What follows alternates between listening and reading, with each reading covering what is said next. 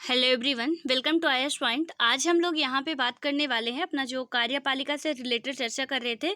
तो इसमें हमने देखा कि कार्यपालिका क्या होती है, इसके कार्य क्या होते हैं, देन इसके टाइप्स कितने होते हैं। तो वो चीज़ें हम लोगों ने थोड़ी सी मतलब ऐसा नहीं कह सकते कि पूरा कार्यपालिका ही समझ लिए हैं, लेकिन उसका हम ये कह सकते हैं कि कुछ पार्ट हम समझ चुके हैं, ठीक है। और उसके आगे की जो बातचीत है, यानी कि हमारे देश में कौन सी व्यवस्था अपनाई जा रही, क्योंकि हमने देखा था कि 2 या 3 टाइप्स की जो कार्यपालिका के प्रकार होते हैं कि कैसी कैसी हो सकती है, ठीक है। तो अपने इंडिया में कौन सी अपनाई गई है एंड क्या उसकी प्रोसेस है, आज हम लोग उसके बारे में समझने वाले हैं। लेकिन उससे पहले आप लोगों के लिए इम्पॉर्टेंट बात है कि आप में से जो भी यूपीएसआई की प्रिपरेशन कर रहे हो, तो उनके लिए है ये यूपीएसआई का पूरा सिलेबस वाइज आपका नोट से प्रिपेयर किया गया है। और यहाँ पे आपका 250+ पीडीएफ है, ठीक है। इसमें से यानी 250 तो सॉरी 250 का मतलब ऐसे मत समझिएगा कि बहुत ज़्यादा है, क्योंकि इसमें ज़्यादा क्यों है, यहाँ पे आपको पूरा जितना सिलेबस है आपका, चाहे वो हिंदी हो, चाहे रीजनिंग हो, मैथ हो, और उसके बाद जीके, जीएस और यूपी विशेष जो होता है ना, यूपी स्पेशल, सारी डिटेल्स में आपको जानकारी एक जगह पे इकट्ठा मिल जाएगी। कहीं आपको भटकना नहीं पड़ेगा, कहीं और चीज़ें नहीं सर्च करनी पड़ेगी, और इससे आपको पूरा सब कुछ वेल मेंटेन यहाँ पे मिल जाएगा, जितना भी आपके सिलेबस में है। तो आप में से जो भी इसकी तैयारी कर रहे हो, तो उनके लिए है। और वो जो भी लेना चाहते हैं, ये व्हाट्सअप नंबर दिया गया है यहाँ पे, तो आप क्या कर सकते हैं, इसमें एसएमएस या कॉल करके कांटेक्ट कर सकते हैं कि कैसे इसे लेना, कैसे परचेज करना है, और वहाँ से इजीली आप ले सकते हैं, ठीक है। सो जो इंटरेस्टेड हो तो बिल्कुल लीजिए, क्योंकि क्या होगा कि आपके टाइम की भी बचत होगी, आपको और कहीं नहीं भटकना पड़ेगा, और अपनी पढ़ाई को बस बिल्कुल एक गति पे रखना है, उसे बंद नहीं करना है, क्योंकि हो सकता है कि कोविड की वजह से एग्ज़ाम क्या हो कि अभी पोस्टपोन्ड हो, ठीक है। तो इसलिए हाँ, डेट जाएगी ऐसा नहीं, आगे बढ़ेगी, लेकिन एग्ज़ाम होगा। तो जब भी होगा तो हमें तैयार रहना चाहिए कि एग्ज़ाम आज हो या कल हो, देना तो हमें है। तो ये नहीं कि आज नहीं होना तो छोड़ देते हैं। इसलिए आप लोग यदि जो भी लेना चाहें ले सकते हैं। सो अब आते हैं हम लोग चैप्टर पे अपने, कि इसमें क्या क्या बातें कर रहे थे। यहाँ पे क्या देखा हमने, जो इम्पोर्टेंट बातें थी, कार्यपालिका क्या होती है, कैसे होती है, उसके बारे में हम लोग यहाँ पे समझ रहे हैं। तो इसमें हम इंडिया के बारे में अब बात करेंगे कि हमारे भारत में संसदीय कार्यपालिका है, लेकिन उससे पहले यहाँ पे कुछ आपका ग्राफ बना हुआ है, तो आप लोग इसे देख लीजिए, और ये चार्ट हो सके तो अपनी नोट्स में अच्छे तरीके से इसे बना भी लीजिए, ठीक है। तो इसमें जो कार्यपालिका के प्रकार दिया गया है, तो पूरा एज इट इज आपको ऐसे ही बना लेना, क्योंकि आपके लिए ये प्रॉफिटेबल होगा। यहाँ पे क्या है कि पहले इसे 2 पार्ट्स में डिवाइड किया गया है। सामूहिक नेतृत्व के सिद्धांत पर आधारित प्रणाली कौन कौन सी है, और एक व्यक्ति के नेतृत्व के सिद्धांत पर आधारित प्रणाली, ठीक है। तो ये पूरा अच्छे तरीके से आप बना लीजिए अभी मेरे साथ ही, तो अच्छा होगा।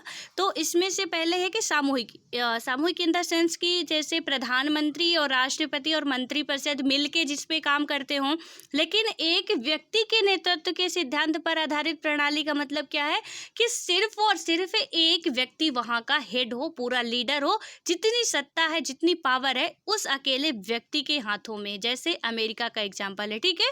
तो ये दोनों ही मतलब कि ये सामूहिक नेतृत्व के आधार पर होगा, और ये किसके होगा, एक मतलब एकल व्यक्ति, जो एक व्यक्ति होगा उसके लीडरशिप के आधार पे होगा। तो यहाँ पे सामूहिक की बात करें तो इसमें 2 आते हैं, एक संसदीय व्यवस्था आती है और एक अर्ध अध्यक्षात्मक व्यवस्था आती है, ठीक है। पूरा एज इट इज आपको ऐसे ही लिख लेना इसे। और उसके बाद यहाँ पे जो आता है एकल व्यवस्था में कि एक ही हेड होता है वहाँ का, इसमें क्या होगा कि अध्यक्षात्मक व्यवस्था इसे कहते हैं, ठीक है। तो जो कार्यपालिका होती है, तो उसके कितने टाइप्स हो गए आपके, तो पहली संसदीय व्यवस्था, दूसरी अर्ध अध्यक्षात्मक व्यवस्था, और तीसरी आपकी हो गई अध्यक्षात्मक व्यवस्था, ठीक है।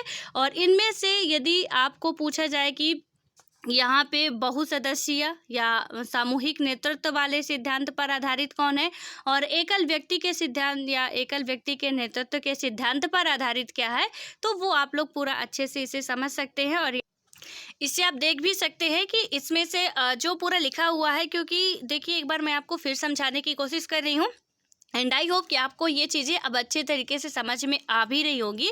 यहाँ पे हमने बात की कि सामूहिक नेतृत्व इन द सेंस कि जहाँ पे राष्ट्रपति हो, प्रधानमंत्री भी हो और एक मंत्री परिषद भी हो, जो कि ये सारे मिलके काम करेंगे। ना तो यहाँ पे राष्ट्रपति के पास सारी सत्ता है, ना तो प्रधानमंत्री के पास सारी सत्ता होगी, ना मंत्री परिषद के पास। तो ये सामूहिक नेतृत्व वाले दोनों हो गए कौन? संसदीय और अर्ध अध्यक्षात्मक। लेकिन अपने इंडिया में जो चलती है वो संसदीय व्यवस्था चलती है, तो उसके बारे में भी हम लोग देखेंगे। और अध्यक्षात्मक का मतलब जो हो गया, तो वहाँ पे कोई प्रधानमंत्री नहीं, कोई मंत्री परिषद नहीं, मतलब होगी, लेकिन इसमें से क्या होगा कि उनका इतना पावर नहीं रहता। राष्ट्रपति हेड होता है यहाँ का, ये लिखा भी गया है यहाँ पे। संसदीय व्यवस्था में देखें तो सरकार के प्रमुख को आमतौर पर प्रधानमंत्री कहते हैं, यानी कि सरकार का जो प्रमुख होता है, वास्तविक हेड जो होता है संसदीय व्यवस्था में कौन होता है, वो चाहे फिर हमारे इंडिया में हो या अदर कंट्री में, जहाँ भी संसदीय व्यवस्था होगी, तो वहाँ का जो वास्तविक हेड होगा वो कौन होता है? आपका प्रधानमंत्री होता है। ठीक है। उसके बाद वह विधायिका में बहुमत वाले दल का नेता होता है और वह विधायिका के प्रति जवाबदेह होता है। देश का प्रमुख इनमें से कोई भी हो सकता है। ठीक है। यहाँ पे जो देश का हेड है वो इनमें से कोई भी हो सकता है, या राजा या राष्ट्रपति। तो राष्ट्रपति ही ज़्यादातर अब यहाँ पे जो राजतंत्र अब खत्म हो रहा है, जहाँ लोकतांत्रिक कंट्री है, तो राष्ट्रपति महोदय ही देश के प्रमुख होते हैं। लेकिन यदि कार्यपालिका की हेड की हम बात करते हैं तो सिर्फ और सिर्फ नाम मात्र के आपके राष्ट्रपति महोदय हेड होते हैं, वास्तविक सत्ता प्रधानमंत्री के हाथों में ही होती है। ठीक है। उसके बाद आता है अर्ध अध्यक्षात्मक व्यवस्था। इसमें क्या होता है कि राष्ट्रपति देश का प्रमुख होता है, यानी कि इसमें क्या था, प्रधानमंत्री देश का प्रमुख है। जहाँ संसदीय व्यवस्था है, जहाँ अर्ध अध्यक्षात्मक व्यवस्था है, वहाँ पे राष्ट्रपति महोदय जो होंगे वो देश के प्रमुख होंगे, प्रधानमंत्री सरकार का प्रमुख होता है।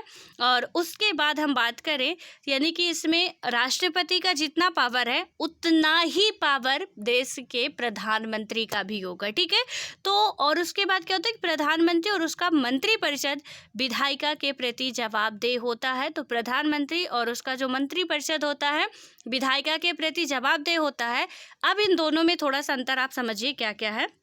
संसदीय व्यवस्था और अर्ध अध्यक्षात्मक व्यवस्था, यहाँ पे क्या होगा, मैंने क्या कहा आपको कि राष्ट्रपति जी नाम मात्र के हैं। ठीक है, हेड, लेकिन वो नाम मात्र के, यानी कि उनका कोई नहीं चल रहा, कुछ ही आप सेक्टर छोड़ दो तो कहीं पे भी उनकी नहीं चलती है जितनी प्रधानमंत्री के पास पावर है।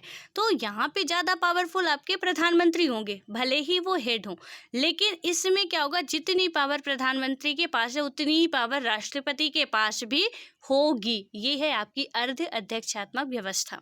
अब उसके बाद आता है यहाँ पे अध्यक्षात्मक व्यवस्था कि राष्ट्रपति देश का इसमें प्रमुख होता है, वही सरकार का भी प्रमुख होगा, यानी कि देश का भी प्रमुख होगा और सरकार का भी ये क्या होगा, प्रमुख होता है। और उसके बाद बात करें तो यहाँ पे क्या होता है कि राष्ट्रपति का चुनाव आमतौर पर प्रत्यक्ष मतदान से होता है, वह विधायिका के प्रति जवाबदेह नहीं होता है।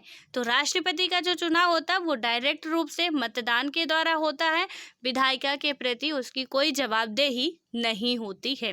ठीक है, इसके पीछे का भी लॉजिक है, वो हम लोग बाद में समझेंगे।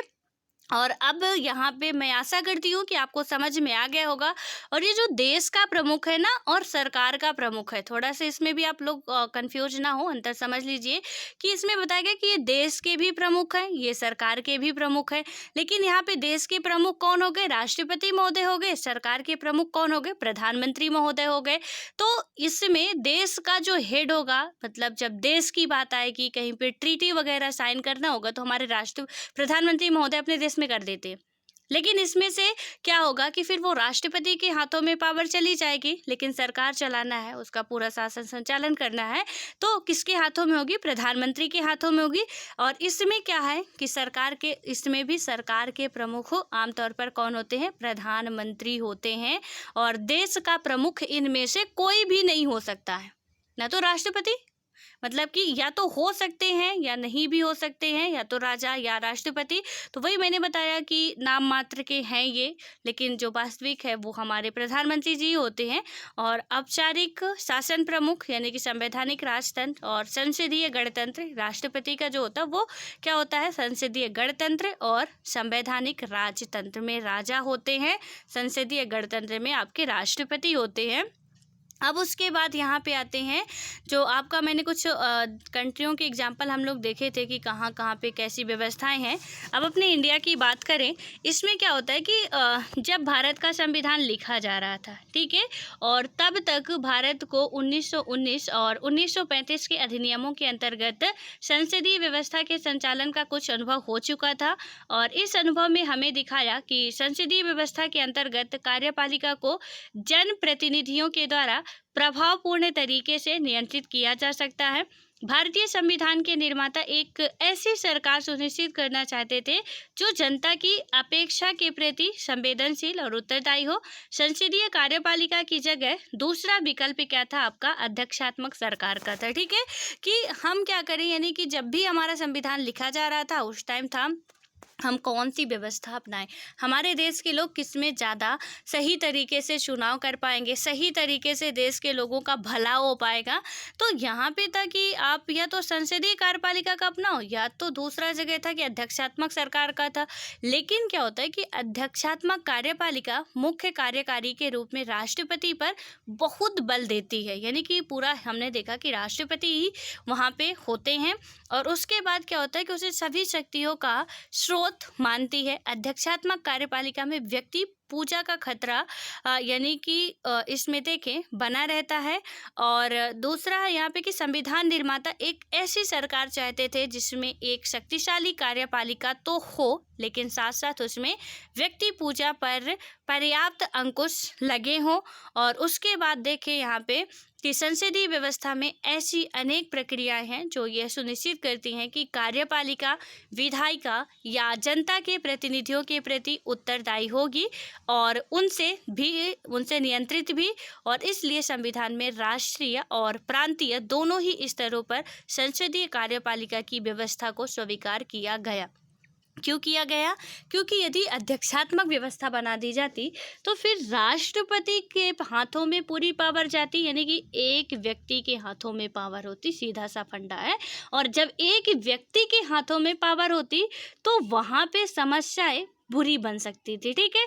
इसलिए इन्होंने क्या सोचा कि हमारे देश के लिए क्या भला कि हम संसदीय व्यवस्था अपनाएं जहाँ की कार्यपालिका में जितने भी लोग हैं वो जनता के प्रति कहीं ना कहीं जवाबदेह हों और जो भी वहाँ पे हो रहा है उनके प्रतिनिधियों के प्रति वो उत्तरदायी हो, उन्हें नियंत्रित भी करें। और इसलिए यहाँ पे हमारे राष्ट्रीय और प्रांतीय, ठीक है, तो राष्ट्र में भी और प्रांत में भी दोनों जगह पे ही संसदीय कार्यप्रणाली की व्यवस्था को अपनाया जाता है। और इस व्यवस्था के अंतर्गत राष्ट्रपति भारत में राज्य का औपचारिक प्रधान होता है। यहाँ पे ये क्या होते हैं, संसदीय व्यवस्था के अंतर्गत औपचारिक प्रधान होते हैं, ठीक है। तथा प्रधानमंत्री और मंत्रिपरिषद राष्ट्रीय स्तर पर सरकार की यदि हम बात करें कि यहाँ पे सरकार चलाते हैं, राज्यों के स्तर पर राज्यपाल, मुख्यमंत्री और मंत्रिपरिषद मिलकर कार्यपालिका बनाते हैं।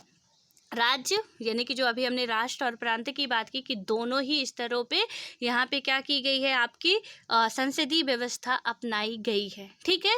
तो इसमें क्या होता है कि राज्य में जैसे अपने देश में आप जब भी पढ़ेंगे तो मैंने बताया था आपको शायद एक दिन कि हम पॉलिटी को ना बहुत छोटा भी कर सकते हैं, एकदम से बहुत छोटी सी जो 500 की पेज है उससे 250-150 पेज में ही ख़त्म कर सकते हैं। वो कैसे? क्योंकि जब हम राष्ट्रपति पढ़ रहे हैं तो देश के राज्य के राज्यपाल को पढ़ ले, ठीक है। उसके बाद जब हम पढ़ रहे हैं यहाँ पे प्रधानमंत्री को, तो राज्य के मुख्यमंत्री की हम बात कर ले। देन उसके बाद जो भी वहाँ के मंत्रिपरिषद जब हम स्टेट के पढ़ रहे हैं उसी टाइम सेंटर के भी पढ़ ले, तो इसमें क्या होगा कि पूरी डिटेल से बातें हमें समझ में आ जाएंगी कि मंत्रिपरिषद राज्य में किसके अधीन रहती है और यहाँ पे सेंटर पे किसके अधीन रहती है। कि वो आपने यदि लक्ष्मीकांत पढ़ी होगी तो उसमें दिया गया है कि यदि प्रधानमंत्री इस्तीफा दे देते हैं या उनका पद से वो हट जाते हैं तो मंत्रिपरिषद अपने आप भंग हो जाती है। उन्हें यदि उनमें से कोई अदर मेंबर इस्तीफा ना भी दे तो भी पूरी की पूरी मंत्रिपरिषद जो है वो मान लिया जाता है कि उनके द्वारा भी इस्तीफा दे दिया गया है, तो वो पूरी भंग मानी जाती है, ठीक है। इसी तरीके से कि राज्य में मुख्यमंत्री ने यदि इस्तीफा दे दिया तो राज्य की जो मंत्रिपरिषद है वो क्या होगी कि भंग हो जानी है। और यदि प्रधानमंत्री राज्य के जो जितने भी मंत्रिपरिषद होते हैं उनकी नियुक्ति के लिए राष्ट्रपति से सिफारिश करते हैं, उसी तरीके से मुख्यमंत्री जो होते हैं वो क्या करते हैं, अपने मंत्रिपरिषद के लिए राज्यपाल से सिफारिश करते हैं। ठीक है, तो इस तरीके से ये देखिए आप हम लोगों ने इसे बहुत ही छोटा कर लिया कि राज्यपाल पढ़ लिया, राष्ट्रपति पढ़ लिया, सारे इनके आर्टिकल थोड़ा बहुत डिफरेंट होते हैं, बाकी चीज़ें कहीं ना कहीं बहुत सेम होती हैं। जो आपका सेंटर में राष्ट्रपति का काम है, स्टेट में कहीं ना कहीं वही उनके पास भी पावर होती है, वही काम उनके पास होता है, तो बहुत आसानी से आप लोग समझ सकते हैं। ठीक है, तो जब भी पढ़ें कभी तो ये साथ में लेके ही चले तो बेटर होगा। अब यहाँ पे आता है हमारा कि भारत के संविधान में औपचारिक रूप से संघ की कार्यपालिका शक्तियाँ स्थापित मतलब राष्ट्रपति को दी गई हैं, पर वास्तव में प्रधानमंत्री के नेतृत्व में बनी मंत्रिपरिषद के माध्यम से राष्ट्रपति इन शक्तियों का प्रयोग करता है। यानी कि जब मंत्रिपरिषद उसमें अपना मत व्यक्त करते हैं तो फिर राष्ट्रपति महोदय अपना सिग्नेचर करते हैं। ठीक है, उसके बाद क्या होता है कि राष्ट्रपति 5 वर्ष के लिए चुना जाता है। राष्ट्रपति कोई ऐसा नहीं कि एक स्थायी कार्यपालिका आप कह सकते हो कि बस एक बंदे बन गए राष्ट्रपति तो वो बने ही रहेंगे, जी नहीं, वो 5 वर्ष के लिए राष्ट्रपति का कार्यकाल होता है। राष्ट्रपति पद के लिए सीधे जनता के द्वारा निर्वाचन नहीं होता है। ठीक है, तो इसमें जो राष्ट्रपति का पद होता है वो जनता के द्वारा डायरेक्ट रूप से नहीं चुने जाते हैं। तो आप राष्ट्रपति के बारे में यदि लिखना चाहें तो लिख भी सकते हैं कि जो इनका निर्वाचन होता है वो डायरेक्ट जनता के द्वारा नहीं होता। अब जब डायरेक्ट जनता के द्वारा नहीं होता तो जो राष्ट्रपति का निर्वाचन अप्रत्यक्ष तरीके से होता है। इसका अर्थ यह है कि राष्ट्रपति का जो निर्वाचन आम नागरिक नहीं बल्कि निर्वाचित विधायक और सांसद करते हैं। यह निर्वाचन समानुपातिक प्रतिनिधित्व, कार्य प्रणाली और एकल संक्रमणीय मत के सिद्धांत के अनुसार होता है। और उसके बाद यहाँ पे देखें कि केवल संसद ही राष्ट्रपति को महाभियोग की प्रक्रिया के द्वारा उसे पद से हटा सकती है। और पिछले अध्याय में हमने पढ़ा कि इस प्रक्रिया के लिए संसद में विशेष बहुमत की जरूरत पड़ती है। महाभियोग केवल संविधान के उल्लंघन के आधार पर लगाया जा सकता है। तो महाभियोग क्या होगा कि विशेष बहुमत, मैंने आपको बताया था कि साधारण बहुमत, विशेष बहुमत, तो इसमें से क्या होगा विशेष बहुमत के द्वारा ही। और राष्ट्रपति को हटाया कैसे जाता है, राष्ट्रपति को हटाया जाता है महाभियोग के द्वारा। ठीक है, इसके आर्टिकल जो है ना तो वो आज आपको बताने हैं। कल मैं आपको विथ आर्टिकल राष्ट्रपति महोदय के बारे में और प्रधानमंत्री के बारे में यहीं पे लिखवा दूंगी, क्योंकि साथ साथ ही खत्म करते चलेंगे तो ज़्यादा बेटर होगा। जितना भी इम्पोर्टेंट फैक्ट है इसके, जैसे कि इनका कार्यकाल कितने वर्ष का होता है तो 5 वर्ष का होता है, इनका चुनाव कैसे होता है, एकल संक्रमणीय मत के द्वारा होता है। मतलब कि जो हमारे द्वारा चुने गए प्रतिनिधि हैं, चाहे वो विधायक हो या सांसद हो, ये यहाँ पे दिया गया है, वो क्या करते हैं कि राष्ट्रपति को चुनते हैं। लेकिन इसमें से एक बहुत लॉजिक वाला फंडा है, यहाँ पे जो नॉमिनेटेड मेंबर हैं, जितने भी विधानसभा के, लोकसभा के, राज्यसभा के जो भी नॉमिनेटेड मेंबर हैं, तो वहाँ पे वो राष्ट्रपति के चुनाव में पार्टिसिपेट नहीं करते हैं। ये बात भी हमें याद रखनी है। ठीक है, कि जितने भी आपके इलेक्टेड मेंबर होंगे वो राष्ट्रपति के चुनाव में पार्टिसिपेट बिल्कुल भी नहीं करेंगे। तो इसमें से ये जो फैक्ट है कभी कभी पूछ लेते हैं, उसको हम लोग लिखेंगे। लेकिन आज के लिए आपका होमवर्क है कि महाभियोग किस आर्टिकल के तहत राष्ट्रपति के ऊपर लगाया जाता है। अब उसके बाद हम यहाँ पे देखते हैं कि क्या होता है। आर्टिकल जो 74 है और 75, इसमें आपको यदि पता हो, हालांकि मैं लिखवाऊंगी, इसे पूरा डिटेल से लिखवाऊंगी, डोंट वरी, कि इसमें क्या क्या है। यहाँ पे यदि देखते हैं कि इस कथन में जिस शब्द का प्रयोग किया गया है, क्या आप इसका अर्थ जानते हैं? और उसका अर्थ यह है कि राष्ट्रपति मंत्रिपरिषद की सलाह मानने को बाध्य है। यानी कि राष्ट्रपति क्या है, मंत्रिपरिषद की सलाह मानने को बाध्य है, वो स्वतंत्र नहीं है। और राष्ट्रपति की शक्ति पर उठे विवाद के कारण संविधान का संशोधन करके यह स्पष्ट कर दिया गया कि राष्ट्रपति मंत्रिपरिषद की सलाह मानने को बाध्य है। बाद में एक और संशोधन के द्वारा यह निर्णय किया गया कि राष्ट्रपति मंत्रिपरिषद को अपनी सलाह पर एक बार पुनर्विचार करने के लिए कह सकता है, लेकिन उसे मंत्रिपरिषद के द्वारा पुनर्विचार के बाद दी गई सलाह को मानना ही पड़ेगा। यदि मंत्रिपरिषद के द्वारा कोई भी काम किया जा रहा है, ठीक है, राष्ट्रपति को वो जो भी सलाह दे रहे हैं तो वहाँ पे राष्ट्रपति महोदय को मानना ही पड़ेगा। अब यहाँ पे थोड़ा सा एग्जाम्पल ऐसा समझिए, हो सकता है थोड़ा अति संयुक्ति हो जाए, लेकिन उसके लिए थोड़ा सा बस एक समझाने के लिए मैं बता रही हूँ कि सपोज मान के चलिए कि यहाँ पे खाने की प्लेट रखी है, ठीक है, ये थाली रखी हुई है, इसमें बहुत अच्छे-अच्छे आपके खाना रखे हुए, व्यंजन्स रखे हुए हैं, एक से बढ़ के एक, ठीक है। अब इनको क्या करना है, यहाँ पे राष्ट्रपति महोदय हैं और यहाँ पे आपके हैं प्रधानमंत्री जी, ठीक है। इनका थोड़ा ओहदा बड़ा मान के यहाँ पे हम चल सकते हैं। तो इसमें क्या हुआ कि राष्ट्रपति महोदय को भूख लगी है। अभी ये बोल रहे हैं कि हमें ये खाना है, इसमें से 4 रसगुल्ले रखे हैं इस कटोरी में, हमें इनमें से चारों रसगुल्ले खाना है। लेकिन प्रधानमंत्री जी का आदेश है कि भैया आपको तो सिर्फ एक ही रसगुल्ला उठाना है, उसके आगे का रसगुल्ला एक भी नहीं टच करना आपको। तो यहाँ पे वो कह सकते हैं कि नहीं, आप एक बार फिर से विचार करिए कि क्या ये सही होगा मेरे लिए कि नहीं, मैं एक नहीं तो 2 तो कर ही दीजिए। तो यहाँ पे यदि इन्होंने पुनर्विचार किया, फिर भी कहा कि नहीं, आपको सिर्फ एक ही लेना है। तो अब राष्ट्रपति के पास हिम्मत नहीं है कि वो क्या करे, इतनी पावर भी नहीं है संसदीय व्यवस्था में कि दोबारा उन्हें या तो पुनर्विचार के लिए कहे या तो एक से ज़्यादा वो रसगुल्ला उठा ले। यानी कि आप अब समझ गए होंगे कि अभी मैंने क्या बताया था यहाँ पे कि मंत्रिपरिषद की वो सलाह मानने के लिए बाध्य हैं। जो भी वो सलाह दे रहा मंत्रिपरिषद, वहाँ पे वो मानना ही पड़ेगा। और एक बार वो पूरे पुनर्विचार के लिए कहेंगे कि इन्होंने कहा कि भैया 4 रसगुल्ले हम उठा के खा लेते हैं, लेकिन आपके प्रधानमंत्री महोदय ने क्या बोल दिया कि नहीं, एक ही आपको उठाना है। तो इन्होंने क्या कहा कि देखिए ठीक है, लेकिन आप एक बार फिर से विचार कर लीजिए, 2 ही खा लेंगे तो ज़्यादा नहीं हो जाएगा। तो इन्होंने कहा चलो ठीक है, हमने विचार कर लिया, आपको एक ही खाना है, एक ही उठाओ आप। तो फिर उसमें से अब इनके पास कुछ भी नहीं कि ये कहे कि नहीं आप ऐसा नहीं कर सकते, ये हमारे अधिकारों का हनन होगा या कुछ भी होगा। तो यहाँ पे इनका अधिकार इस टाइम पे काम नहीं आने वाला है, क्योंकि इन्होंने कह दिया है कि आपको एक उठाना है तो इनको एक उठाना है। यानी कि अब आई होप कि आप समझ गए होंगे कि इसमें पावर किसकी ज़्यादा है, ठीक है, और वो किस तरीके से उनकी सलाह मानने के लिए बाध्य हैं। और पुनर्विचार सिर्फ एक बार वो कह सकते हैं, और यदि उन्होंने रिटर्न कर दिया उसी तरीके से तो दोबारा उनको सहमति देनी ही पड़ेगी, असहमति तो वो दे नहीं सकते हैं, ठीक है। उसके बाद अब आता है आपका राष्ट्रपति की शक्ति और स्थिति। लेकिन इससे पहले ये जो आर्टिकल है थोड़ा इसको देखते क्या है कि जो आर्टिकल हमारा 74 का 1 है, इसमें क्या बात की गई है कि राष्ट्रपति को सहायता और सलाह देने के लिए एक मंत्रिपरिषद होगी जिसका प्रधान प्रधानमंत्री होगा। राष्ट्रीय आर्टिकल 74(1) में लिखा गया है कि राष्ट्रपति की सहायता और सलाह के लिए एक क्या होगी, मंत्रिपरिषद होगी, जिसका हेड कौन होगा, प्रधानमंत्री होगा। राष्ट्रपति अपने कृत्यों का प्रयोग करने में ऐसी सलाह के अनुसार कार्य करेगा, और परंतु राष्ट्रपति मंत्रिपरिषद से ऐसी सलाह पर पुनर्विचार करने को कह सकता है, और राष्ट्रपति ऐसे पुनर्विचार के पश्चात दी गई सलाह के अनुसार ही कार्य करेगा, ठीक है। तो ये बातें आप लोग ध्यान में रखिएगा कि क्या कैसे है और कितनी पावर आपके देश के राष्ट्रपति महोदय के पास होती है। आप लोग बहुत ही कम सुनते होंगे कि यहाँ तो आप में से बहुत से लोगों को पता ही नहीं होगा कि अपने देश के भी राष्ट्रपति महोदय कौन है। खैर ये नहीं पता होगा तो बड़ी शर्मनाक बात होगी। तो लेकिन आई होप कि आपको पता होगा, लेकिन नहीं पता तो आप लोग इतना तो कम से कम जानकारी रखा करिए कि अपने देश के राष्ट्रपति कौन है।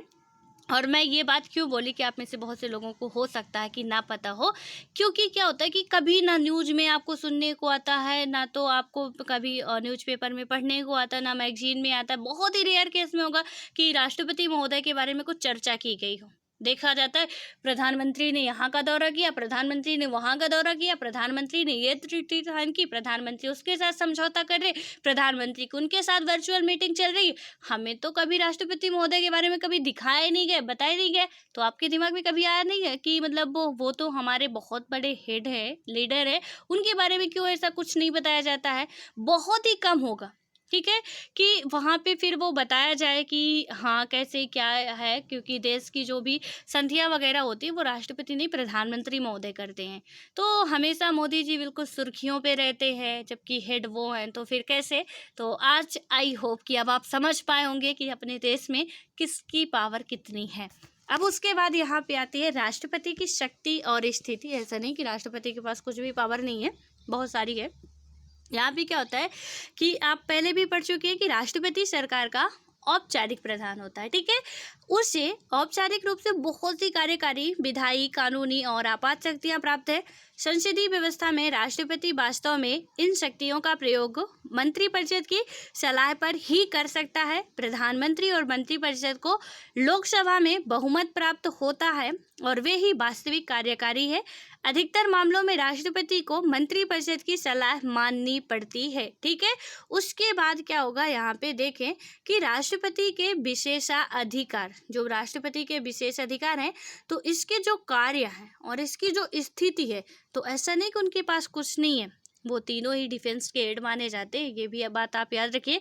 जब भी आपको जो मृत्यु की सजा होती है, तो उसमें से सिर्फ राष्ट्रपति महोदय के पास ही होती है। जो अभी हमने रिट पढ़ा था ना, तो उनमें से जो भी लागू करना वगैरह, उसमें से यदि उन्होंने कुछ कह दिया, जितनी भी है कि क्षमादान की शक्ति होती है राष्ट्रपति के पास, क्षमादान के अकॉर्डिंग वो क्षमा कर सकते हैं, नहीं भी कर सकते हैं, तो वो सारी चीज़ें वहाँ पे होती हैं। और उसके बाद और इसी तरीके से राज्यपाल के पास भी होता है शक्ति, लेकिन क्षमादान के तहत, लेकिन उसमें से ये है कि वो मृत्यु दंड की सज़ा नहीं माफ़ कर सकते, जो कि ये राष्ट्रपति महोदय माफ़ कर सकते हैं। ठीक है, तो इसके बारे में भी इनकी जो पावर है इनके हाथ में वो होती है कि ये सारे काम कर सकते हैं। और उसके बाद अब आते हैं इसके विशेषाधिकार कुछ है, वो क्या है कि इन बातों पर चर्चा करने के बाद हम यह निष्कर्ष निकाल सकते हैं कि किसी भी परिस्थिति में राष्ट्रपति को कोई विशेषाधिकार प्राप्त नहीं है और यह एक गलत मूल्यांकन होगा। यानी कि यहाँ पे यदि हम कह दें कि कोई विशेषाधिकार प्राप्त नहीं है, तो कहीं ना कहीं ये गलत हमारा मूल्यांकन होगा। संवैधानिक रूप से राष्ट्रपति को सभी महत्वपूर्ण मुद्दों और मंत्रिपरिषद की कार्यवाही के बारे में सूचना प्राप्त करने का अधिकार है। तो अभी जो मैंने बताया था ना कि थोड़ा अतिशयोक्ति हो सकती है कि वहाँ पे जैसे कि बस प्रधानमंत्री ने कह दिया कि भैया रसगुल्ला एक का ही उठाना है, तो उन्होंने एक का ही उठाना है, फिर दोबारा कुछ नहीं करना। उन्हें भले ही कितना लार टपक रहा हो, मन हो उनका कि नहीं 4 ही 4 खाना है, 2 तो कम से कम मिल ही जाते, लेकिन अब उनका ऑर्डर है कि एक लेना है तो एक ही लेना है। तो ऐसा भी नहीं है इसमें। यहाँ पे क्या बताया गया है कि इतना मतलब वो सीधे तौर से हम समझ लें कि कोई विशेषाधिकार राष्ट्रपति के पास नहीं, क्योंकि वो औपचारिक रूप से है, तो फिर गलत हो जाएगा कहीं ना कहीं। क्योंकि क्या होता है कि कुछ महत्वपूर्ण मुद्दे हैं, जो कि जैसे यदि हम बात करें कि मंत्रिपरिषद और कार्यवाही के बारे में, वो उनको सूचना प्राप्त करने का पूरा पूरा अधिकार है कि वो किस तरीके से क्या कर रही है। प्रधानमंत्री का यह कर्तव्य है कि वह राष्ट्रपति द्वारा मांगी गई सभी सूचनाएं उसे दे। यानी कि यहाँ पे क्या चल रहा है संसद में, क्या ये लोग कर रहे हैं, वो जितनी भी सूचनाएं मांगेंगे राष्ट्रपति महोदय, उन्हें देनी पड़ेगी। और ये किसका कर्तव्य होता है, वो होता है देश के प्रधानमंत्री का। ठीक है, उसके बाद होता है कि राष्ट्रपति प्रायः प्रधानमंत्री को पत्र लिखते हैं और देश की समस्याओं पर अपने विचार व्यक्त करता है। तो खैर अभी भी पत्र वाला चल रहा सिस्टम, लेटर वाला धीरे धीरे डिजिटल हो रहा। इस बार आपको पता होगा कि आपका जो बजट है वो डिजिटल रूप में पेश हुआ था। तो पहली बार आपका बजट कभी किसी वनडे एग्जाम वाले पूछ ले तो आप याद रखिएगा कि जो बजट है वो पहली बार ऐसा हुआ कि जब डिजिटल फॉर्म में पेश किया गया है। ठीक है, कोई हार्ड कॉपी नहीं थी, क्योंकि एक एक प्रति क्या होती है, जितने भी संसद में लोग होते हैं तो उनके पास एक एक प्रति दी जाती थी, जो कि वहाँ पे हमारे वित्त मंत्री पढ़ने वाले होते थे। लेकिन इस बार सबके उसमें था लैपटॉप, मोबाइल, जो भी टैबलेट था, तो मतलब ई मोड में था पूरा, वो हार्ड कॉपी नहीं मिली हुई थी। तो पहली बार बजट जो डिजिटल फॉर्म में पेश हुआ था, तो इसमें जो बताया गया ना कि प्रधानमंत्री को वो पत्र लिखता है और समस्याओं, मतलब कि देश की समस्याओं पर अपने विचार भी व्यक्त करते हैं राष्ट्रपति महोदय। तो खैर हो सकता है कि आने वाले टाइम में डिजिटल हो जाए ये लोग भी, और पत्र लिखना बंद करके अपना डिजिटलीकरण में चले कि एसएमएस कर दिए व्हाट्सएप पे, या कि कुछ वहाँ पे जो भी उनका पर्सनल होगा वो उस हिसाब से करेंगे। लेकिन अभी भी ये पत्र के माध्यम से ही चलता है। ठीक है, मैं ये बताना चाह रही हूँ कि कहीं आप सोचे कि हम लोग इतना स्मार्ट हो गए हैं तो अपना ये भी हो गया होगा। तो अभी थोड़ा पत्र के माध्यम से ये सारी चीज़ें चल रही है। अब इसमें क्या आता है यहाँ पे कि इसके अतिरिक्त कम से कम 3 अन्य अवसरों पर राष्ट्रपति अपने विशेषाधिकार का प्रयोग कर सकते हैं। वो कौन कौन से है? पहला, जैसा कि आप पहले भी देख चुके हैं कि राष्ट्रपति मंत्रिपरिषद की सलाह को लौटा सकता है। ठीक है, उनके पास विशेषाधिकार है कि वो सलाह को लौटा सकता है और उसे अपने निर्णय पर पुनर्विचार करने के लिए कह सकता है। ऐसा करने में राष्ट्रपति अपने विवेक का प्रयोग करता है। जब राष्ट्रपति को ऐसा लगता है कि सलाह में कुछ गलती है या कानूनी रूप से कुछ कमियां हैं या फैसला देश के हित में नहीं है, तो वह मंत्रिपरिषद से अपने निर्णय पर पुनर्विचार के लिए कह सकता है, यद्यपि मंत्रिपरिषद पुनर्विचार के बाद भी उसे वही सलाह दोबारा दे सकती है और तब राष्ट्रपति उसे मानने के लिए बाध्य भी होगा। ठीक है कि यहाँ पे राष्ट्रपति महोदय को इसमें है कि उनके पास विशेषाधिकार है कि उन्हें गलत लग रहा है कि देश की जनता के लिए गलत है, या कुछ इसमें कानूनी रूप से कमियां रह गई हैं कि या कुछ उसमें और सुधार करने लायक है, तो उन्हें एक बार कह सकते हैं कि आप भैया इसमें पुनर्विचार करिए कि इसमें कुछ कमियां इसे सुधारने लायक है। लेकिन फिर भी उनका वही पूरा फिर से वो यदि उसे रिटर्न कर देते बिना कोई पुनर्विचार किए, तो यहाँ पे अब राष्ट्रपति महोदय मानने के लिए बाध्य है, भले ही उन्हें कितना भी लगे कि ये गलत ही है, लेकिन अब उनके पास हाथ में कोई पावर नहीं। एक बार वो लौटा सकते थे, दोबारा उनकी हिम्मत नहीं है कि वो एक ही बार कह सकते थे कि भैया रसगुल्ला खाने को बोल दो कि 2 खा ले, पुनर्विचार कर लो एक बार। लेकिन उन्होंने कह दिया नहीं, एक ही उठाना है तो फिर एक ही लेना है, दोबारा आप नहीं कह सकते हो कि पुनर्विचार कर लो आप। तो यहाँ पे ये हमारे संविधान में बात की गई है कि उन्हें सिर्फ विशेषाधिकार का है कि वो अपने विवेक का इस्तेमाल करें, लेकिन दोबारा नहीं कर सकते। ठीक है, अब क्या होता है कि और तब राष्ट्रपति उसे मानने के लिए बाध्य होगा, तथापि राष्ट्रपति के द्वारा पुनर्विचार का आग्रह अपने आप में काफ़ी मायने रखता है। अतः यह एक तरीका है जिसमें राष्ट्रपति अपने विवेक के आधार पर अपनी शक्ति का प्रयोग करता है। दूसरा क्या होता है आपका कि कहीं पे आप नोट भी करते चलिएगा कि पहला क्या हुआ कि वो पुनर्विचार के लिए भेज सकते हैं। तो पहला इनके पास ये विशेषाधिकार है, इसमें अपने विवेक का उपयोग कर सकते हैं, लेकिन आगे की कहानी भी आपको याद रखना है कि एक ही बार भेज सकते हैं। ठीक है, दूसरा क्या होगा कि राष्ट्रपति के पास वीटो की शक्ति यानी कि निषेधाधिकार है, मना करने का अधिकार। ठीक है कि मैं मना करता हूँ, वीटो का मतलब मैं मना करता हूँ, सिंपल सा। और वीटो की मीनिंग जो है मैं आपको लिखवा चुकी हूँ, जो स्टार्टिंग से यहाँ पे क्लास ले रहे होंगे उन्हें बहुत अच्छे तरीके से वीटो वर्ड पढ़ते ही मेरे ध्यान आ गया होगा कि वीटो का मतलब क्या होता है। ठीक है कि मेरे द्वारा ये काम मना किया जा रहा है सीधे। अब यहाँ पे क्या हुआ कि इसमें वीटो की शक्ति होती है जिसमें वह संसद द्वारा पारित विधेयक को धन विधेयक को छोड़कर पर स्वीकृति देने में विलंब कर सकता है या स्वीकृति देने से मना कर सकता है। संसद द्वारा पारित प्रत्येक विधेयक को कानून बनने से पूर्व राष्ट्रपति की स्वीकृति के लिए भेजा जाता है।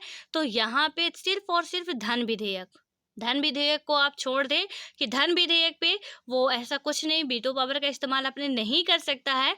लेकिन यदि संसद द्वारा पारित जो भी विधेयक हैं, जितने भी फिर बाद में धन विधेयक के अलावा जो भी विधेयक होंगे, ठीक है, तो उनमें स्वीकृति देने में क्या कर सकते हैं, राष्ट्रपति महोदय के पास वीटो पावर के तहत उसे जब चाहे 2 साल, 4 साल, 5 साल, 6 साल, जब तक उनका मन करेगा तब तक में देंगे। यानी कि विलंब कर सकते हैं, रख सकते हैं, कभी वो फाइल नहीं भी खोल सकते। उनका मन हुआ कि ये इसमें कोई मतलब नहीं है इसे देने का, तो फिर वो उसे मना भी कर सकते हैं। उनके पास ये पावर है, यानी कि वीटो पावर के तहत जब भी कोई विधेयक होगा और जब तक राष्ट्रपति के हस्ताक्षर नहीं होते, तो आपको पता है कि कोई भी जो विधेयक है वो आपका अधिनियम नहीं बनता है।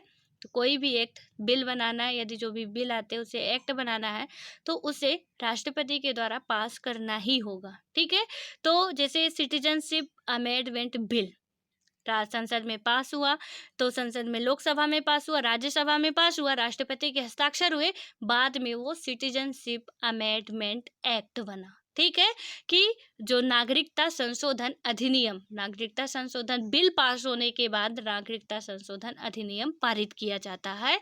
तो ये बातें आप लोग समझ के चलिएगा। इसमें इनके वीटो पावर के तहत यहाँ पे धन विधेयक को याद रखिएगा कि धन विधेयक में वीटो पावर का वो इस्तेमाल नहीं कर सकते हैं, ना तो उसमें विलंब कर सकते हैं, ना तो उसे रोक सकते हैं। ठीक है, उसके बाद क्या होता है कि संसद द्वारा पारित प्रत्येक विधेयक को कानून बनाने से पूर्व राष्ट्रपति की स्वीकृति के लिए भेजा ही जाना चाहिए। राष्ट्रपति की स्वीकृति के लिए नहीं भेजा गया तो ये कुछ भी नहीं कर पाएंगे, कितना भी इनके पास पावर है कुछ भी नहीं कर पाएंगे। राष्ट्रपति उसे संसद को लौटा भी सकते हैं, वीटो पावर के तहत वो क्या कर सकते हैं कि संसद को लौटा भी सकते हैं और उसे उस पर पुनर्विचार के लिए कह सकता है। वीटो की ये शक्ति सीमित है क्योंकि संसद उसी विधेयक को दोबारा पारित कर दे और राष्ट्रपति के पास भेजे तो फिर वही है कि राष्ट्रपति को उस पर अपनी स्वीकृति देनी ही पड़ेगी। जो हमने पहले देखा कि पावर तो बहुत है लेकिन एक ही बार की है, ठीक है, दोबारा की नहीं होती। तो यदि उन्हें एक बार भेज दिया गया, उन्होंने बहुत ही धड़क्के से बोला कि भैया इसमें गलत है, ये ले जाओ दोबारा हमारे पास, इसमें आप इसमें सोच विचार करो, जो जो सुधारने लायक है उन्हें ऐसा गलत लग रहा है इसमें आप सुधार करो, उसके बाद हमारे पास लाओ, ठीक है। लेकिन मंत्रिपरिषद को लग रहा नहीं हम तो सही किए हैं, और वो दोबारा बोलते हैं कि आपको यहाँ पे सिग्नेचर करना ही पड़ेगा। वो दोबारा भेज देते तो अब उनके पास कुछ भी चारा नहीं रह जाता, दूसरा रास्ता नहीं रह जाता सिवाय कि हम इसमें हस्ताक्षर कर ही दें, ठीक है। अब आता है यहाँ पे, लेकिन संविधान के राष्ट्रपति मतलब संविधान में राष्ट्रपति के लिए ऐसी कोई समय सीमा निर्धारित नहीं है जिसके अंदर ही उस विधेयक को पुनर्विचार के लिए लौटाना पड़े। और इसका अर्थ ये हुआ कि राष्ट्रपति किसी भी विधेयक को बिना किसी समय सीमा के अपने पास लंबित रख सकता है। इससे राष्ट्रपति को अनौपचारिक रूप से अपने वीटो को प्रभावी ढंग से प्रयोग करने का अवसर मिल जाता है। और इससे क्या होता है कि कई बार पॉकेट वीटो भी कहा जाता है। तो इससे हम क्या कहते हैं कि जब किसी भी बिल को राष्ट्रपति अपने पास लंबे टाइम तक रख लेते हैं तो उससे आप क्या कहते हो, पॉकेट बिल कहते हो, ठीक है। तो आप कहीं पे अपनी नोट्स में से नोट कर लीजिए पॉकेट बिल क्या होता है। तो वो जब अपने वीटो पावर के तहत किसी भी विधेयक को अपने पास लंबे टाइम तक रख लेते हैं तो उससे हम पॉकेट वीटो कहते हैं। ये बात आप ध्यान रखिएगा। अब क्या आता है तीसरा वाला, हमने पहले देखा कि उसमें क्या होता है कि वो पुनर्विचार के लिए भेज सकते हैं। दूसरा देखा कि उनके पास वीटो पावर होती है, बट धन विधेयक में ऐसा वो कुछ भी नहीं कर सकते। वीटो पावर के तहत तो वो उसे क्या कर सकते हैं कि पुनर्विचार के लिए कह भी सकते हैं या उसे लंबित कर सकते हैं, उसे बिल्कुल भी अपने पास रख के पता नहीं फाइल कहाँ जाती है फिर वो भी नहीं पता चलता, मना कर सकते हैं। तो ये बातें आप याद रखिएगा।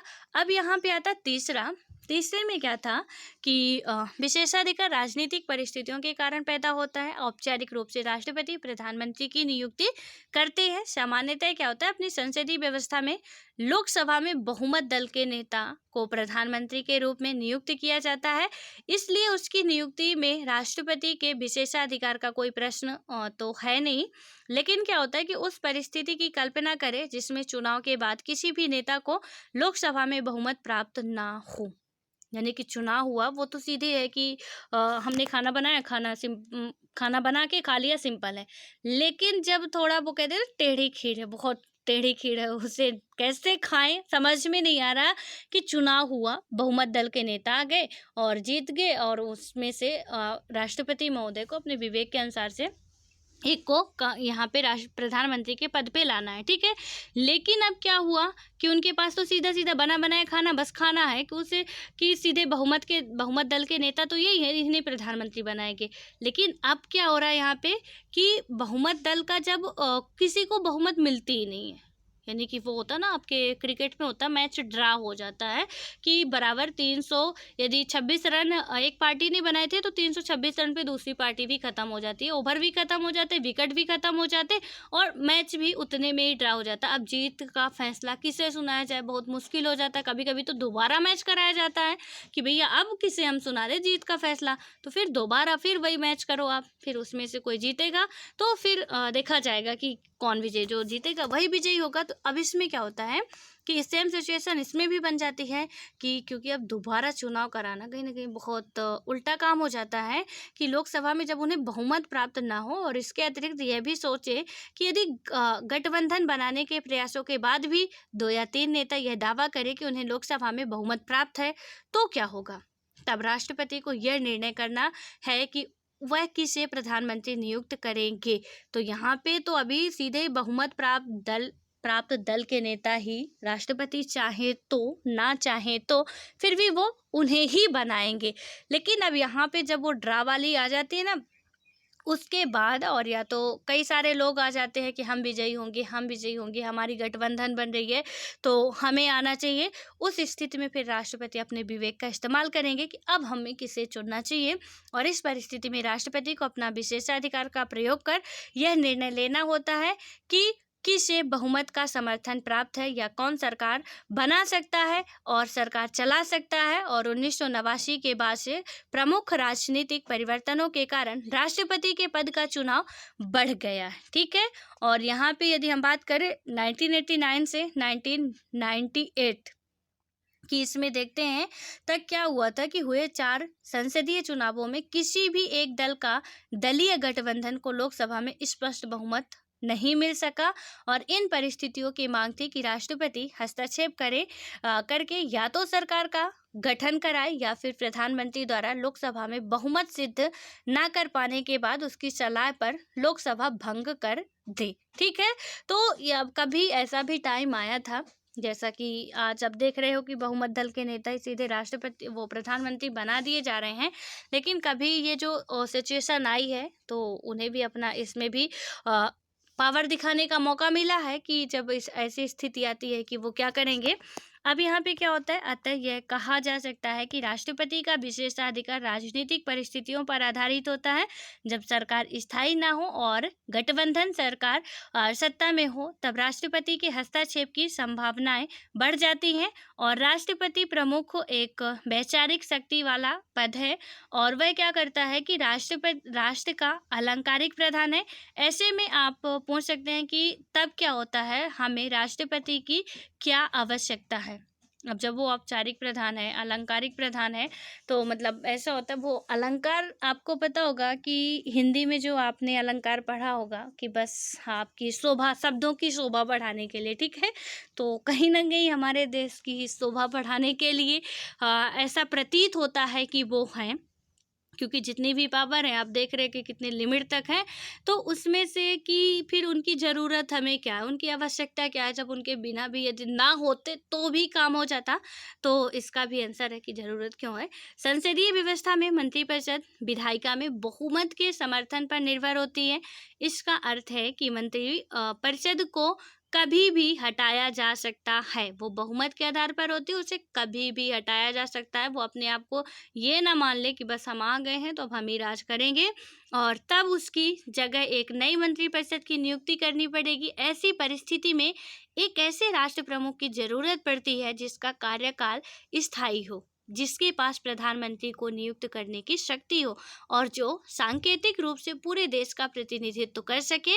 सामान्य परिस्थितियों में राष्ट्रपति की यही भूमिका है, लेकिन जब किसी दल को स्पष्ट बहुमत नहीं मिलता तब राष्ट्रपति पर निर्णय लेने और देश के सरकार को चलाने के लिए राष्ट्रपति क्या होता है कि प्रधानमंत्री को नियुक्त करने की अतिरिक्त जिम्मेदारी होती है। तो ये राष्ट्रपति के पद की आवश्यकता क्यों है कि मंत्रिपरिषद कभी भी भंग हो सकती है। अभी कुछ ही टाइम पहले मैंने आपको क्या बताया कि यदि राज्य के मुख्यमंत्री ने या आपके सेंटर के प्रधानमंत्री ने इस्तीफा दे दिया या किसी कारण बस वो जाते हैं, उनका सरकार गिरती है, तो फिर उन्हें अदर जो मंत्रिपरिषद है उन्हें इस्तीफा देने की ज़रूरत नहीं है। वो ऑलरेडी ही माना जाएगा कि इनके द्वारा इस्तीफा दे दिया गया, क्योंकि जब वो मंत्रिपरिषद के हेड कौन होते हैं, अभी हमने आर्टिकल 74(1) के तहत पढ़ा कि प्रधानमंत्री होता है। प्रधानमंत्री का पद गया, पूरी मंत्रिपरिषद गिरी। ठीक है, और उसे फिर से नया तरीके से सब कुछ करना है तो कैसे करना पड़ेगा, किसे चुनना पड़ेगा, उसके लिए तो एक लीडर होना चाहिए। तो यहाँ पे ज़रूरी नहीं कि हर काम लीडर ही करता, लीडर का काम बहुत कम होता है, पेमेंट बहुत ज़्यादा होती है। किसी भी सेक्टर पे आप देखोगे तो कुछ ऐसा ही होता है। और कभी कभी कुछ लोगों के दिमाग में आता है कि मजदूर तो इतना काम करते हैं और एक जो वहाँ का हेड होता है, मैनेजर होता है, वो बैठा रहता है। ठीक है, उसको पेमेंट अच्छी खासी मिलती है, हमें तो सिर्फ डेली के 150-200 रुपये दिए जाते हैं। ऐसा क्यों होता है? लेकिन ऐसा इसीलिए होता है क्योंकि यहाँ पे वो हेड हैं जो, तो उनकी जो मैंने बताया ना, काम कम पेमेंट ज़्यादा होती है। तो पेमेंट से मुझे याद आया कि अभी लोगों की पेमेंट बढ़ाई गई है। ठीक है, जितने भी लोग हैं। लेकिन अभी राष्ट्रपति महोदय को पढ़ रहे हैं तो आप बताइएगा कि राष्ट्रपति महोदय की वर्तमान में कितनी प्रति माह उन्हें पेमेंट दी जाती है। ठीक है, और उसके बाद अब आता है भारत का राष्ट्रपति जो होता है और यहाँ पे एक था प्रधानमंत्री की नियुक्ति में राष्ट्रपति की भूमिका क्या होती है, थोड़ा सा इसे भी देख लेते हैं कि राष्ट्रपति की भूमिका कैसे होती है। 1977 के बाद क्या हुआ कि भारत की जो दलीय राजनीति में प्रतिस्पर्धा काफ़ी ज़्यादा बढ़ गई, और ऐसे अनेक उदाहरण हैं जब लोकसभा में किसी भी दल को बहुमत नहीं मिला। इन परिस्थितियों में राष्ट्रपति ने क्या किया कि मार्च 1998 में चुनाव में किसी भी दल का या दलीय गठबंधन को बहुमत नहीं मिला था, और भाजपा और उसके सहयोगी दलों को कुल 251 सीटें मिली, जो कि क्या थी कि मतलब बहुमत से 21 कम थी।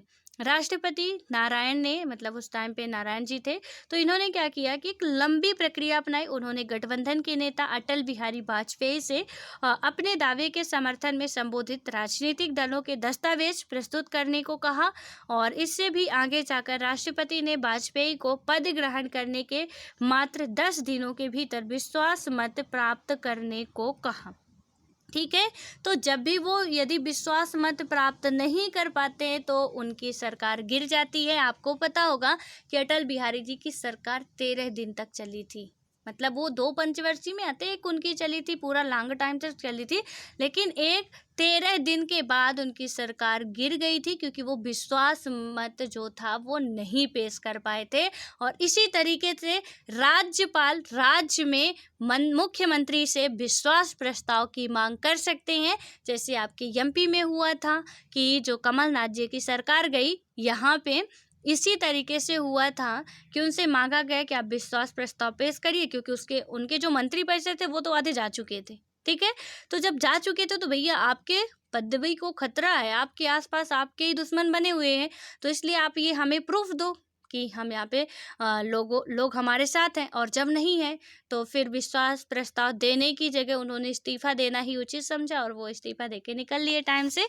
तो ये सिचुएशन होता है, चाहे आपके स्टेट में हो या सेंटर में हो। मैंने तभी बताया कि दोनों को साथ में लेके चलना है, अलग अलग नहीं पढ़ना कि बाप रे अभी सेंटर का पढ़ रहे फिर अभी स्टेट का पढ़ेंगे, इतना सारा पढ़ना जी नहीं, बहुत छोटा सा पढ़ना है, बस थोड़ा सा समझ के पढ़ना है, इतना है। ठीक है, अब आता है भारत का जो उपराष्ट्रपति है, थोड़ा सा इनके बारे में देख लेते हैं क्या है यहाँ पे कि जो उपराष्ट्रपति 5 वर्ष के लिए चुने जाते हैं आपके, उसको भी उसी तरह से चुनते हैं जैसे राष्ट्रपति को चुनते हैं।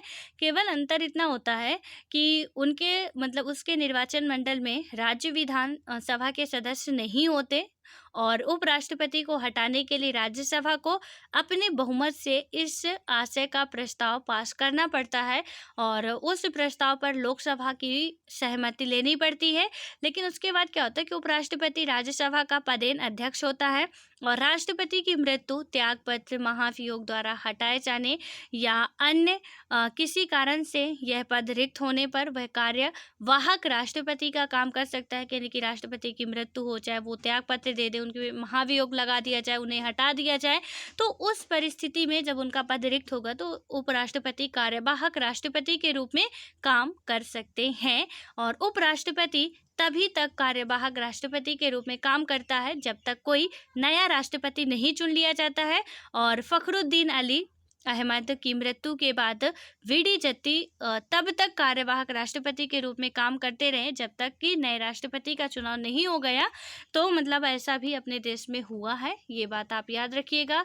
तो बिल्कुल भी आपको परेशान नहीं होना है। यहाँ पे मैं आपको फिर क्लियर कर दूं कि इसमें से आपका जितना भी है, राष्ट्रपति है, प्रधानमंत्री है, उपराष्ट्रपति है, मंत्रिपरिषद है, वो सब मैं आपको एक पूरा मतलब जितने भी इसके फैक्ट हैं वो लिखवाऊंगी। ठीक है, अब आता है आपका प्रधानमंत्री, और प्रधानमंत्री के बारे में यदि हम देखते हैं कि क्या कैसे होता है और मंत्रिपरिषद इसके बारे में देखें तो क्या है कि भारत के प्रधानमंत्री पद का जो उल्लेख किए बिना भारतीय सरकार या राजनीति की कोई चर्चा नहीं हो सकती।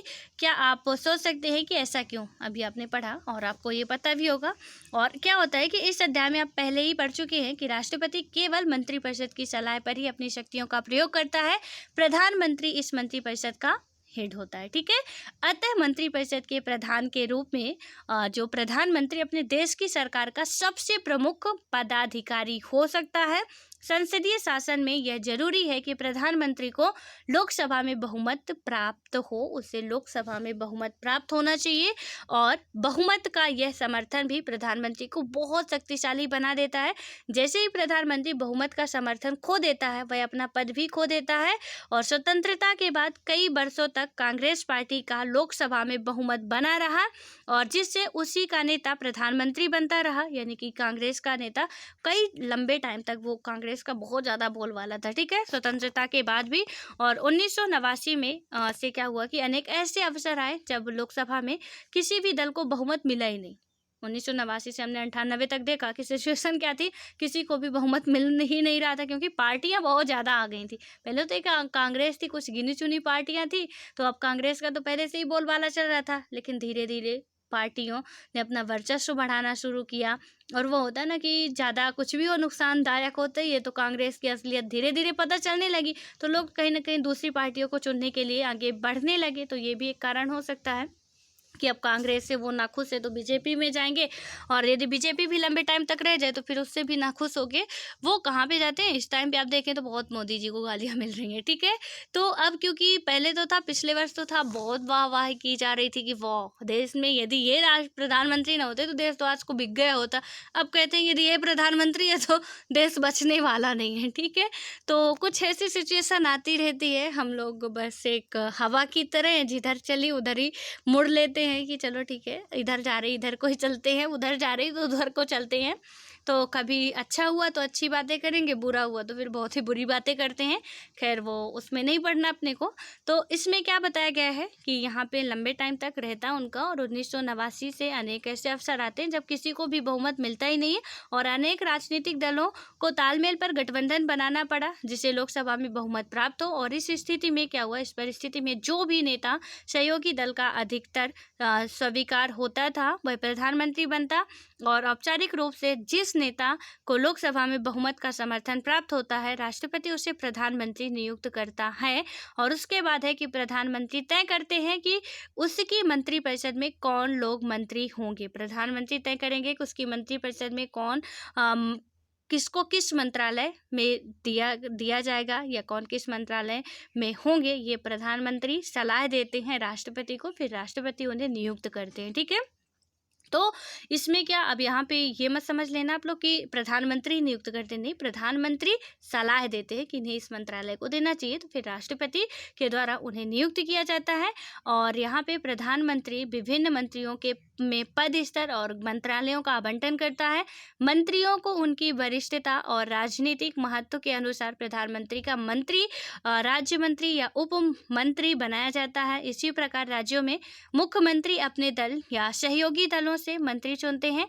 प्रधानमंत्री और सभी मंत्रियों के लिए क्या होता है कि संसद का सदस्य जो होता है होना अनिवार्य होता है। प्रधानमंत्री की बात करें हम यहाँ पे, और इसमें जो बताया गया है कि राज्यों में मुख्यमंत्री अपने दल में सहयोगी दलों से मंत्री चुनते हैं, उसी तरीके से सेंटर में भी प्रधानमंत्री चुनते हैं, ठीक है। प्रधानमंत्री और सभी मंत्रियों के लिए संसद का जो अदर मंत्री हैं और प्रधानमंत्री को मिला के संसद का सदस्य होना अनिवार्य है। अब संसद में आपको पता है कि राज्यसभा भी आता है, लोकसभा भी आता है और राष्ट्रपति महोदय भी आते हैं, ठीक है। तो संसद के जो 3 अंग है उनमें से क्या बताया गया है कि राज्यसभा या लोकसभा में से किसी एक का मेंबर होना अनिवार्य है। संसद का सदस्य हुए बिना यदि कोई व्यक्ति मंत्री का या प्रधानमंत्री बन जाता है तो उसे 6 महीने के अंदर ही संसद के सदस्य के रूप में निर्वाचित होना पड़ता है। तो ऐसा नहीं कि कोई व्यक्ति पहले से निर्वाचित नहीं और वहाँ पे उसे मंत्रालय दे दिया जाता है, तो उसके पास क्या ऑप्शन रहता है कि आप 6 महीने के अंदर अंदर किसी भी मतलब आप चाहे तो राज्यसभा से चाहे लोकसभा से कहीं से भी आप किसी की भी मेंबरशिप आप प्राप्त करो 6 महीने के अंदर, और वो नहीं करते तो फिर वो बाइज्जत हटा दिए जाते हैं, ठीक है। अब आता है यहाँ पे हमारा कि मंत्रिपरिषद का आकार। मंत्रिपरिषद की आकार की बात करें तो इसमें से क्या बताया गया है यहाँ पे पूरा देखें, लेकिन उससे पहले यदि हम और यहाँ पे देखें तो क्या है कि विधायिका वाले अध्याय में हम लोग देख भी चुके हैं कि मतलब विस्तारों से उन तरीकों के बारे में भी पढ़ेंगे, जहाँ पे क्या हुआ था, अभी तो कार्यपालिका अपना चल रहा है, विधायिका भी पढ़ेंगे, जिनमें से संसद कार्यपालिका को क्या करती है, नियंत्रित करती है।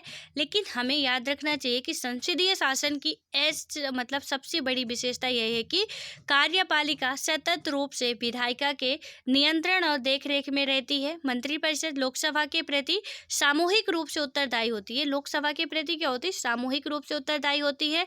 और इस प्रावधान का अर्थ है कि जो सरकार लोकसभा में विश्वास खो देती है, यानी कि इसका क्या मतलब है कि जो भी गवर्नमेंट लोकसभा में विश्वास खो देती है उसे त्याग पत्र देना पड़ता है।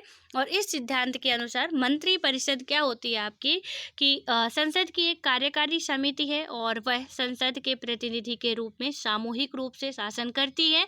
सामूहिक उत्तरदायित्व मंत्रिमंडल की एकजुटता के सिद्धांत पर आधारित होता है और इसकी भावना यह है कि यदि किसी एक मंत्री के विरुद्ध भी अविश्वास प्रस्ताव पारित किया मतलब हो जाए तो संपूर्ण मंत्रिपरिषद को त्याग पत्र देना पड़ता है। यहाँ पे किसी एक मंत्री, जो मंत्रिपरिषद है, किसी भी एक मंत्री, ये बात आप याद रखिएगा कि किसी एक मंत्री के विरुद्ध भी यदि अविश्वास प्रस्ताव पारित हो गया तो यहाँ पे क्या हो, संपूर्ण मंत्रिपरिषद को त्याग देना पड़ता है।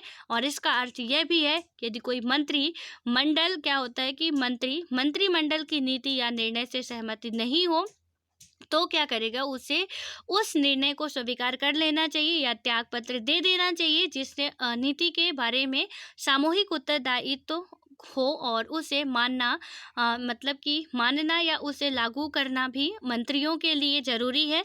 और भारत में क्या होता है कि प्रधानमंत्री का सरकार में स्थान सर्वोपरि है। बिना प्रधानमंत्री के मंत्रिपरिषद का कोई अस्तित्व नहीं है। मंत्रिपरिषद तभी अस्तित्व में आती है जब प्रधानमंत्री अपने पद की शपथ ग्रहण करते हैं और प्रधानमंत्री की मृत्यु या त्यागपत्र से पूरी मंत्रिपरिषद भंग हो जाती है। अभी जो मैंने आपको बताया था, तो 2 बातें याद रखनी है कि मंत्रिपरिषद में यदि एक भी मंत्री के प्रति अविश्वास प्रस्ताव पास हुआ तो पूरे के पूरे मंत्रिपरिषद को इस्तीफा देना पड़ेगा।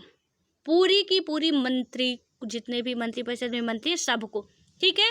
और उसके बाद प्रधानमंत्री की बात जहाँ पे आती है कि उनकी मृत्यु हो जाती है, त्याग दे देते हैं वो, तो उनके बिना, यानी कि शरीर है हमारा, शरीर से यदि हमारा सिर कट गया तो शरीर किसी काम का नहीं है, तो पूरी बॉडी आपकी मंत्रिपरिषद हो गई। लेकिन जो मेन हेड है वहाँ के, हमारा सिर है जो, वो क्या है आपका, वो है आपका मंत्रिपरिषद, ठीक है। और जब प्रधानमंत्री जी हैं और जब प्रधानमंत्री जी नहीं रहे तो उस टाइम क्या होगा कि उस टाइम मंत्रिपरिषद का कोई भी अस्तित्व नहीं रह जाएगा, वो ऑटोमेटिक भंग ही हो जानी है। तो दोनों बातों में थोड़ा अंतर है कि एक मंत्री के प्रति अविश्वास प्रस्ताव पारित होता है तो सारे के सारे मंत्रियों को इस्तीफा देना पड़ेगा, लेकिन प्रधानमंत्री यदि नहीं रहते पद में, उनकी मृत्यु हो जाती या इस्तीफा दे देते हैं तो फिर पूरी मंत्रिपरिषद को कोई भी काम करने, कोई भी विधेयक पारित करने, किसी का भी अधिकार रह ही नहीं जाता, यानी मंत्रिपरिषद ही नहीं रह जाती। अधिकार की तो आप बात ही छोड़ दीजिए, ठीक है। और जब तक वहाँ पे कोई नए प्रधानमंत्री की नियुक्ति नहीं होती तब तक उन मंत्रियों का कुछ भी मतलब नहीं है। इसी तरीके से आप राज्य में भी देख सकते हैं कि राज्य में भी कहीं ना कहीं यदि मुख्यमंत्री इस्तीफा दिए या उनका कुछ भी मतलब किसी कारण बस उन्हें पद छोड़ना पड़ा तो फिर वहाँ पे जो मंत्रिपरिषद है किसी काम की नहीं होगी। फिर हमें जल्द से जल्द मुख्यमंत्री या प्रधानमंत्री की व्यवस्था करनी पड़ेगी। अब इसके बाद आता है, यहाँ पे हम देखें आगे कि क्या होता है। प्रधानमंत्री एक तरफ मंत्रिपरिषद तथा दूसरी राष्ट्रपति और संसद के बीच एक सेतु का काम करता है। इसी भूमिका के कारण पंडित नेहरू ने प्रधानमंत्री को सरकार की केंद्रीय धुरी की संज्ञा दी और प्रधानमंत्री का यह संवैधानिक दायित्व है, मतलब दायित्व भी है कि वह सभी संघीय मामलों के प्रशासन और प्रभावित कानूनों के बारे में राष्ट्रपति को सूचित करें।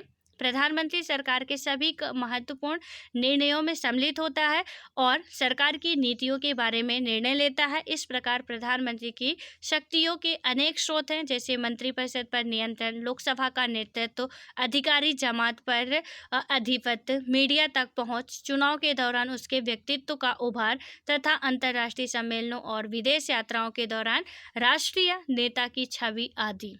ठीक है, तो इतने सारे प्रधानमंत्री के पास हैं, लेकिन प्रधानमंत्री की शक्तियां और उनका प्रयोग तत्कालीन राजनीतिक परिस्थितियों पर निर्भर करता है। और जब भी क्या होता है कि किसी एक, यदि हम देखें कि राजनीतिक दल को लोकसभा में बहुमत मिला, तब प्रधानमंत्री और मंत्रिमंडल की शक्तियां निर्विवाद रही हैं। परंतु जब क्या होता है कि राजनीतिक दलों के गठबंधन की सरकारें बनी और तब ऐसा नहीं रहा। 1989 से हमने भारत में अनेक गठबंधन की सरकारों को देखा और इससे क्या हुआ कि इनमें से कई सरकारें लोकसभा की पूरी अवधि के लिए सत्ता में ना रह सकी। बहुमत समाप्त होने के कारण उन्होंने त्याग दे दिया या वे हटा दी गई। और इन घटनाओं से क्या हुआ कि संसदीय शासन का कामकाज प्रभावित हुआ, यानी कि कई गठबंधन सरकारें बनी, वो भी नहीं लंबे टाइम तक चल पाई, उन्हें भी हटा दिया गया। तो यानी काफ़ी समस्याएं आई थी। कुछ टाइम तक तो चलता रहा ठीक ठाक, बाद में थोड़ी समस्याएं आई, ठीक है। उसके बाद क्या होता है कि इस सिलसिले में पहली बात तो यह है कि इन घटनाओं से प्रधानमंत्री के चयन में राष्ट्रपति के विशेषाधिकारों की जो भूमिका है वो बढ़ी। और दूसरे, इस अवधि में गठबंधन की राजनीति के कारण क्या होता है यहाँ पे कि राजनीतिक सहयोगियों में परामर्श की प्रवृत्ति बढ़ी, जिससे प्रधानमंत्री की सत्ता में कुछ सेंध लगी है। और तीसरे, प्रधानमंत्री क्या होता है मतलब कि इससे प्रधानमंत्री के अनेक विशेषाधिकारों जैसे मंत्रियों का चयन और उनके पद स्तर पर मंत्रालय के चयन पर भी कुछ अंकुश लगा है। और चौथे की यदि हम बात करें कि प्रधानमंत्री सरकार की नीतियों और कार्यक्रमों को भी अकेले तय नहीं कर सकता। जो प्रधानमंत्री होता है सरकार की नीतियों और कार्यक्रमों को वो अकेले नहीं तय कर सकता। चुनाव के पूर्व और चुनाव के बाद विभिन्न विचारधारा वाले अनेक राजनीतिक दल सहयोग कर के सरकार बनाते हैं और सहयोगी दलों के बीच काफ़ी बातचीत और मतलब समझौते के बाद ही नीतियां बन पाती हैं। और इस पूरी प्रक्रिया में क्या होता है कि प्रधानमंत्री को एक नेता से अधिक एक मध्यस्थ की भूमिका निभानी पड़ती है। और कुछ एक बदलावों की यदि हम बात करें तो क्या होता है कि बदलावों के साथ राज्यों में भी ठीक इसी तरह की लोकतांत्रिक कार्यपालिका होती है। सबसे महत्वपूर्ण अंतर यह है कि राज्य में एक राज्यपाल होता है जो केंद्रीय सरकार की सलाह पर राष्ट्रपति के द्वारा नियुक्त किया जाता है। यद्यपि प्रधानमंत्री की ही तरह मुख्यमंत्री भी विधानसभा में बहुमत दल का लीडर होता है, ठीक है। और उसके बाद क्या होता है कि पर राज्यपाल के पास ज़्यादा विवेकाधीन शक्तियाँ होती हैं। बहरहाल राज्य के स्तर पर भी संसदनात्मक व्यवस्था के प्रमुख सिद्धांत लागू होते हैं। तो पूरा एग्जैक्टली सेम आप इसमें से कंपेयर कर करके पूरा समझ सकते हैं, उसे देख भी सकते हैं। अब हम यहाँ पे बात करते हैं आपका स्थायी कार्यपालिका नौकरशाही जिसकी आप हम लोग तैयारी कर रहे हैं, ये है स्थायी कार्यपालिका के तहत आता है और इसको पढ़ना बहुत ज़रूरी है, ठीक है। इसके बारे में पूरी डिटेल से जानकारी हम लोग अब नेक्स्ट वीडियो में बात करेंगे। और हाँ, पूरा मैं एक दिन लूँगी आपका, थोड़ा सा ये चौथा दिन भी हो सकता है इसमें लग जाए, क्योंकि राष्ट्रपति, राज्यपाल, प्रधानमंत्री, मुख्यमंत्री, इनके बारे में पूरा डिटेल से हमें फैक्ट इसके नोट कर लेने अपनी नोट में, ठीक है। मैं करवाऊंगी अच्छी तरीके से, कहीं ढूंढने की ज़रूरत नहीं है आपको। ढूंढ लेंगे तो अच्छी बात है, नहीं ढूंढेंगे तो मैं करवाऊंगी। सो ऑल द बेस्ट, मिलते हैं हम लोग नेक्स्ट वीडियो में। बस आप लोग इसे समझते रहिए, एक बार में नहीं समझ में आए दूसरी बार सुनिए, तीसरी बार सुनिए। एंड मैं कोशिश कर रही हूँ कि आपको वो अच्छे तरीके से समझ में आए कि कार्यपालिका क्या है, कार्यपालिका के काम क्या है, इसके प्रकार क्या है, कैसे ये काम करती है, कार्यपालिका में कौन कौन लोग होते हैं, कैसा होता है, वो आपको समझ में आ जाना चाहिए अब, ठीक है। और नहीं आ रही तो एक बार दो बार आएगा, कैसे नहीं यार, हमारा दिमाग है, हम उसे जितना काम करने के लिए कहेंगे ना तो वो उतना ही ज़्यादा बढ़ेगा। इसलिए थोड़ा दिमाग पे जोर डाला करिए कि काम करे वो, और अच्छे तरीके से बस आप समझने की कोशिश करिए और बुक से भी पढ़ते चलिए तो और अच्छे तरीके से समझ में आएगा, ठीक है। सो ऑल द बेस्ट, मिलते हैं नेक्स्ट वीडियो में।